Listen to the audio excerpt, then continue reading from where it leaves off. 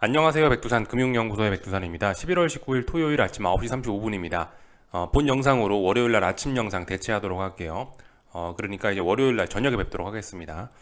자, 미국장 마감 살펴볼 건데요. 미국 같은 경우는 상승 마감했습니다. 어제 유럽도 상승을 전반적으로 했고요. 그래서 유럽 같은 경우는 지금 이제 어딘가를 또 돌파 한착을 했습니다. 그러니까 레벨업 하겠다는 그런 의지를 보여줬어요. 한국 증시는 이제 뭐 급락의 준비도 맞춰놨다라고 이야기는 했는데, 근데 이제 뭐 보시다시피 유럽이 이렇게 레벨업을 하고 미국 증시가 어제도 좀 비교적 강세를 보였으니까 급락 안 하겠죠, 그죠? 폭락 안 하겠죠? 이렇게 생각하시면 됩니다. 한국 증시는 이제 이 싸움으로 보시면 돼요. 지금 풋옵션이 몇 거래일 동안 계속 옆으로 기면서 하방 경직성을 만들어놨다. 살아날 수도 있는 그런 어떤 그런 기회가 지금 와 있는 겁니다. 이거를 이제 지수의 관점에서 말씀드리면 폭락할 수 있다. 폭락의 위험이 있다. 시장이 급락할 수 있다라고 말씀드리는 건데, 이제 이거를 가지고 싸우겠죠, 이제. 지금 급락 준비를 해놨는데, 미국장이 오르고, 유럽장이 오르고 이래 버리니까, 지금 여기 이렇게 풋옵션이 몇 거래일 동안 만들어놨던 이런 하방 경직성을 다시 한번 이렇게 아래쪽으로 깰 수 있는 그런 위협이 생겨나게 되겠죠. 그러니까 이제 이런 부분을 갖고 이제 앞으로 계속 싸울 거예요. 풋옵션이 살아날 수 있을까? 이 풋옵션이 과연 이 목숨이 얼마나 찔길까? 이런 걸 이제 다음 주에 아마 테스트할 예정일 것 같습니다.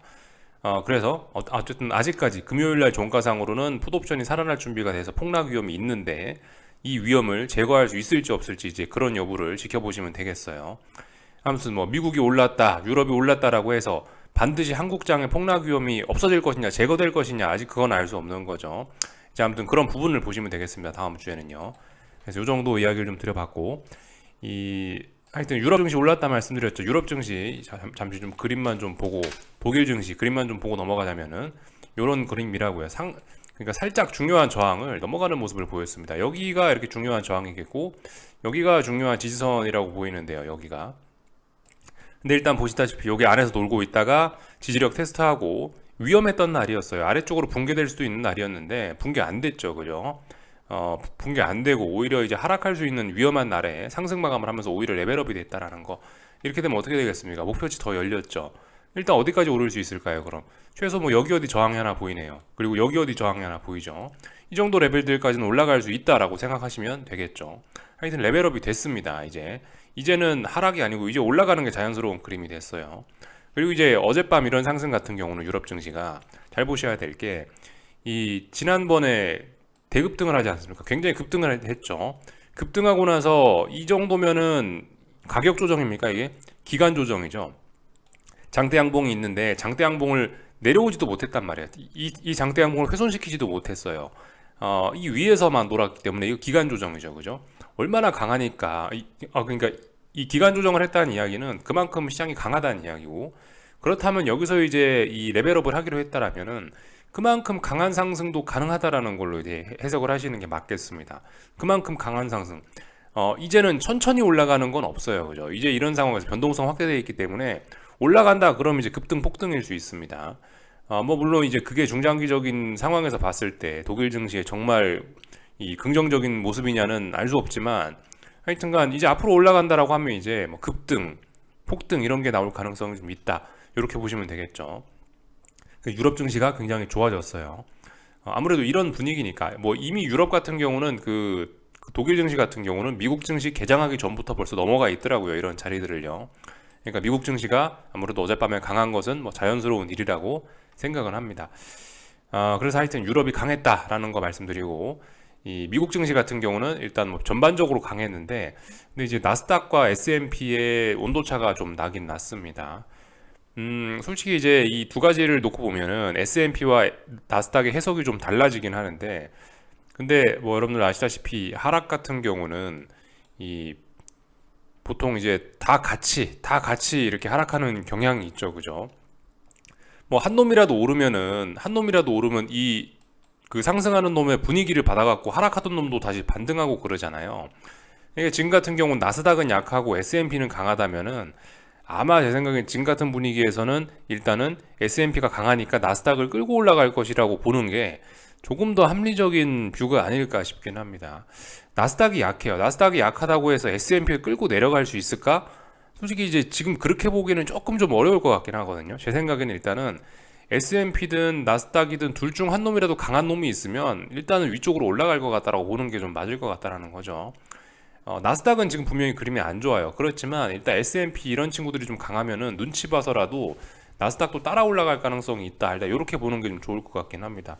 뭐 물론 이제 이건 일반적인 이야기인 거고요. 이제 뚜껑은 또 열어봐야 되는 거긴 한데, 그죠? 뭐 혹시나 모르죠. 뭐 나스닥이 또 급락하면서 S&P를 끌어내릴지 모르겠지만 일단 하여튼 이런 상황에서는 뭐 물론 나스닥은 약하고 그랬습니다만은 그럼에도 불구하고 이거는 좀 긍정적으로 시장이 좀 더 올라갈 수 있다라는 방향 쪽으로 해석하는 게 좋지 않을까 싶습니다.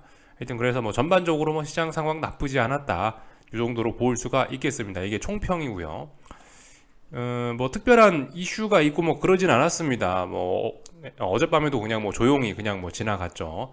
뭐 긴축 우려는 뭐 여전하지만은 뭐 그럼에도 불구하고 뭐 상승 마감을 했다. 뭐 이런 모습들이 보이고 있고, 뭐 각종 뭐 경제 지표들이 뭐 이렇게 좀 안 좋게 나오고 있긴 하지만 지금 이제 경제 지표가 문제가 아니고 긴축 속도가 어떻게 되느냐에 지금 집중을 하고 있기 때문에 뭐 별로 뭐 그다지 시장에 영향을 이런 게 미치진 못했던 것 같고요. 어젯밤에는 이제 보스턴 연은 총재가 이름이 콜린스 총재가 있는데 콜린스가 나와가지고 그래도 좀 긍정적인 이야기를 해줬어요. 다소 비둘기적인 이야기, 뭐 비둘기적이진 않을 수 있지만은 어쨌든 다소 좀 시장에 좀 도움이 되는 뭐 그런 이야기를 좀 해주긴 했습니다. 지금까지 지난 이틀 동안 그 누구였죠? 그 뭐 블라드도 있고 하여튼 그런 사람들이 나와가지고 워낙 그 매운맛 그저 워낙 강한 안 좋은 이야기들을 했었는데 어제 보스턴 총재는 나와가고 그래도 좀 좋은 이야기 해줬어요. 고용에 큰 타격 없이 인플레를 억제할 수 있다. 뭐 이런 가능성, 뭐 낙관론을 좀 펼쳐주긴 했죠. 근데 이제 여기서 이제 그 여러분들이 이런 걸 보고 이제 제목만 보고 헷갈려 하실 수 있는데, 아 연준 이놈 자식들 맨날 말 바꾼다고. 근데 그게 아닙니다. 이분도 긴축은 해야 된다라고 하긴 하는데 단지 이제 전망이 조금 좋을 뿐이에요. 이 어제가 아니죠. 그 뭐 수요일 목요일 밤에 나와갖고 이야기했던 연준 사람들은 좀 매파적이라 갖고, 그리고 조금 더 좀 매운맛을 강조하는 사람들이라 갖고 좀 매운맛을 강조하는 사람들이고, 이 사람들은 이제 조금 좀 순한 맛인 사람들이죠, 그냥. 예. 어쨌든 근데 매운맛이든 순한 맛이든 간에 중요한 거는 그 긴축이라는 어떤 메인 핵심 아이디어는 똑같다라는 겁니다. 이 긍정적인 이야기 하면서 시장이 또 너무 좋아할까봐 밑밥을 깔고 가요. 물가 안정을 회복하는 것은 여전히 현재의 급선무이며 해야 할 일이 더 많다는 것은 분명하다라고 이야기했습니다. 긴축하긴 할 건데, 근데 그래도 너무 안 좋게 볼 건 없지 않냐. 고용에 큰 타격 없이 인플레 억제도 할 수 있지 않겠어. 이런 이야기를 해준 겁니다. 뭐 이런 이야기 때문에 어제 미국 증시가 상승 마감했다라고 볼 수도 있겠죠. 하여튼 뭐 이런 이야기를 해줬습니다. 하여튼 연준 사람이라면 일단 기본적으로 중앙은행에 한 자리 차지하고 앉아있는 사람이라면은 이 물가 안정이 정말 중요한 목표치라는 거는 그건 일단 머릿속에 박혀있는 건 사실이에요. 그거는 매파건 뭐 비둘기파건 뭐 매운맛이든 순한맛이든 간에 이 사람이 하여튼 무조건 일단 물가 안정이라는 거는 머릿속에 일단 기본적으로 이 중앙은행에 앉아있는 사람이라면 물가 안정은 그죠 일단 뭐 가장 핵심적인 가치로 여긴다는 겁니다. 그래서 일단 물가 안정이 가장 중요하다라는 기본적인 아이디어에는 모두 동의하고 있고, 단지 이제 그래도 좀 낙관적인 이야기 하는 사람들도 있고 조금 이제 부정적인 이야기 하는 사람들도 있고 그런 거죠. 하여튼 어제는 좀 순한 맛이 나와가지고 미국 증시가 올랐다 이렇게 볼 수 있을 것 같습니다. 뭐 특별한 내용은 없었고 하여튼 이 정도가 시장에 영향을 미쳤다라고 보여지고요. 참고로 이제 채권 시장이나 달러 같은 경우 이 주식 시장과는 별개로, 주식 시장은 뭐 약간 좀 투기적인 공간 뭐 이렇게 본다면은 어쩌면 금리나 환율 이쪽은 그래도 조금 좀 냉정한 공간이라 생각을 하긴 하는데, 이 금리라든가 달러 같은 시장 쪽에는 다소 좀 냉정하게 이 그 블라드가 어제인가 이틀 전인가 나와갖고 하여튼 그 굉장히 좀 매파적인 이야기를 했죠. 최종 금리를 더 높여야 된다 뭐 이런 이야기를 하면서 그런 것 때문에 긴축 우려가 이 달러나 채권 시장 쪽에서는 조금 더 긴축 우려가 달러나 채권 시장 쪽에서는 조금 더 있었다. 그래서 금리 오르고 달러 올랐다. 이 정도로 생각하시면 되겠습니다. 안 그래도 뭐 블라드가 7%를 뭐 제시를 했다고 하는데, 그러면서 이제 뭐 그보다 더 높은 금리 인상을 해야 된다라는 뭐 그런 주장들도 나타나긴 한다고 해요. 근데 사실 근데 한번 뭐 생각해 볼 필요는 있죠. 지금 CPI가 좀 낮아져서 7.7%인데 지금 기준금리가 4% 원절이란 말이죠. 4점 몇 프로 뭐 이렇잖아요. 4점 땡땡땡이잖아요. 4%대로 7%를 잡을 수 있냐? 우리 좀 상식적으로 좀 생각을 볼 필요는 좀 있긴 있겠죠. 그보단 좀 높아야지 좀 뭐가 좀 싸움이 되지 않을까 싶은 생각이 좀 있긴 있죠. 그죠? 이렇게 생각하시면 좋을 것 같아요. 그런 아이디어도 있다. 그래서 뭐 8, 9% 주장하는 사람도 있고, 뭐 그 최종 금리를 뭐 10%를 뭐 주장하는 뭐 그런 사람들도 뭐 나오고 있다라고 하는데, 하여튼간 뭐 근데 어쨌든 그런 의견들은 지금 현재 어쨌든 컨센서스는 한 5%대까지가 최종 금리로 일단 컨센서스가 잡혀져 있는 거고, 7%, 8, 9%는 아직까지 이건 아주 극소수의 일부 주장이기 때문에 시장에 좀 그다지 큰 영향을 미치진 않는다, 이렇게 보시면 될 것 같습니다. 하여튼 그래서 어제 증시 같은 경우는 뭐 이렇게 뭐 다소 좀 주춤하긴 했지만 일단 좋은 분위기였는데, 이 금리라든가 달러 같은 경우는 좀 긴축 우려를 다시 의식하고 있다, 이렇게 보시면 되겠습니다. 동상이몽이죠. 같은 금융시장인데 뭐 주식시장은 야 신난다 이러면서 올라가고 있고, 금리랑 달러 같은 경우는 다소 좀 주춤하고 있고, 뭐 이런 모습들이 나타나고 있습니다. 아직까지 뭐가 이렇게 명확하게 뭐 이거다라고 방향성이 정해지고 이거다라고 어떤 결론이 난 게 없다는 거죠. 뭐 하여튼 그래서 지켜봐야 되겠습니다. 계속해서요. 미국 증시 내용을 좀 자세히 살펴보자면 S&P인데요. 4천이라는 자리를 어쨌든 아직까지 못 넘어가고 있는 겁니다. 다만 이제 좀 하락이 자연스러운 날에 하락하지 않고 지지력을 보여줬다는 게 좀 답답한 모습이긴 하죠. 하여튼 4천을 넘어가야 이제 올라갈 수 있는 거고, 이 아래쪽으로는 뭐 3,960을 붕괴시키고 3,900을 붕괴시켜 줘야 아래쪽으로 가는 거고, 아직까지 답답한 그런 상황입니다. 방향성 모색 중이죠. 아직까지 알 수 없습니다. 뭐 물론 근데 이제 전반적으로 전반적으로 일단 올라가고 있는 뭐 이런 그림이고 하고, 또 그리고 하락해야 될 날에, 하락이 자연스러운 날에 이렇게 상승해 주니까 또 올라가려나라고 하는 뭐 그런 느낌이 좀 들긴 들죠. 위쪽으로 조금 더 유리하게 좀 보이긴 하죠. 양봉 나오고 했으니까요. 뭐 그렇지만 어딘가 뭐 넘지도 못한 것도 사실이고, 그러니까 어쨌든 뭐 계속해서 깝깝한 뭐 그런 상황입니다.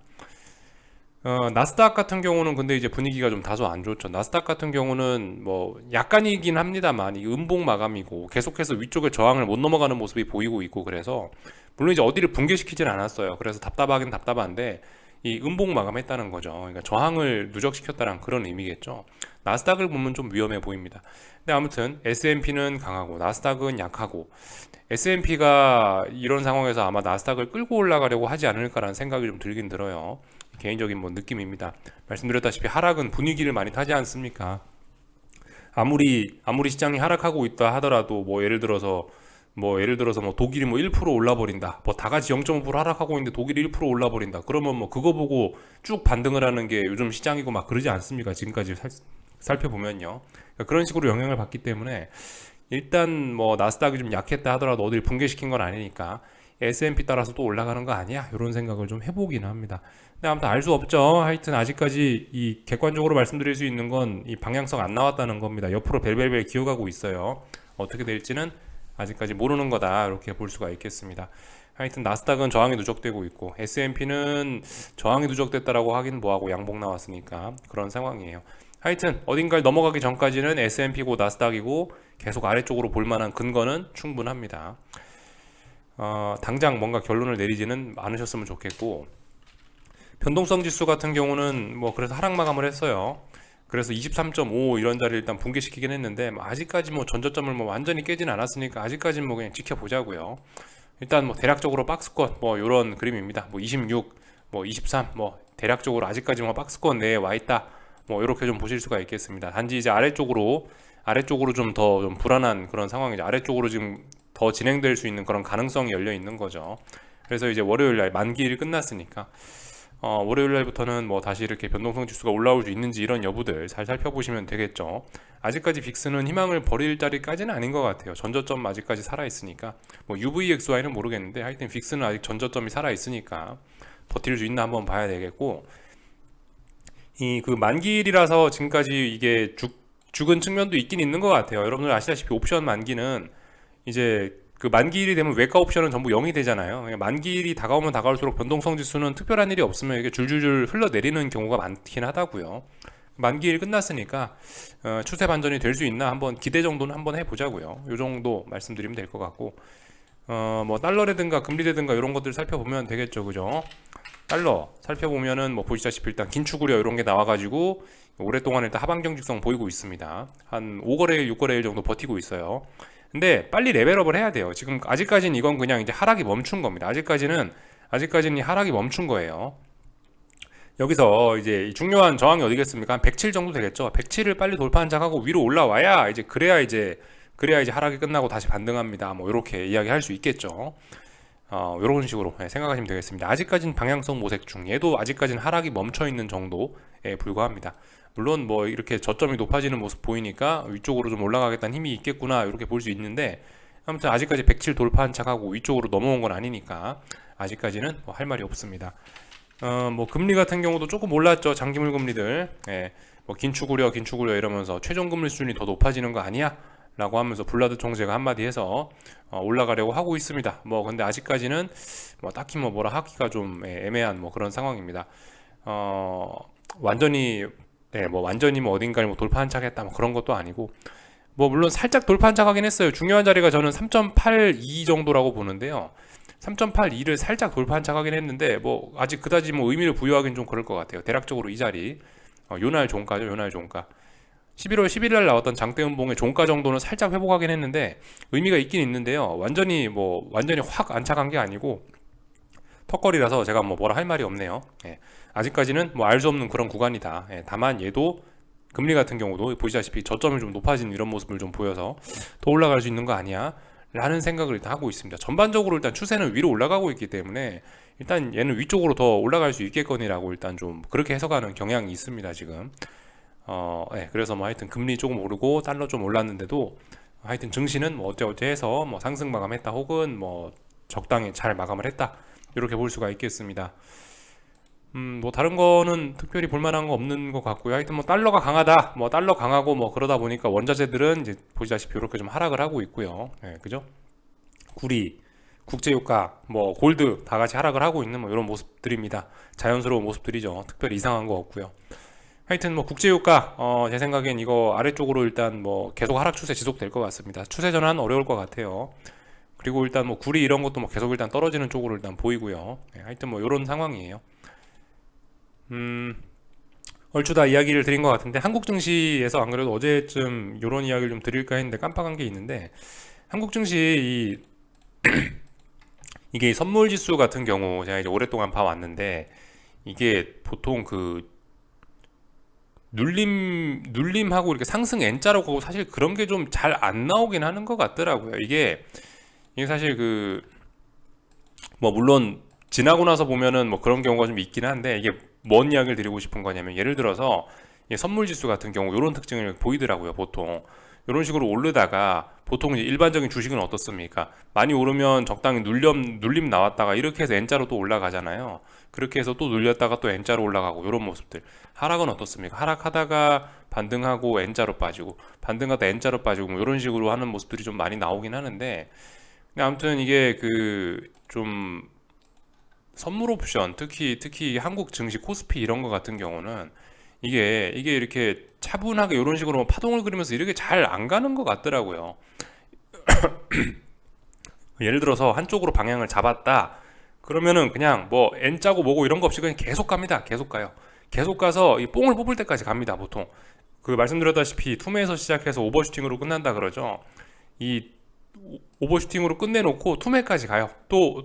그리고 나서 차분차분하게 이렇게 N자로 해서 이렇게 차분차분하게 쉬었다 올라가는 게 아니고 그냥 계속해서 한 번에 쭉 올라가고 오버슈팅까지 확 쥐어 짜버리고 시세를 끝내버리는 경우가 좀 많은 것 같더라고요.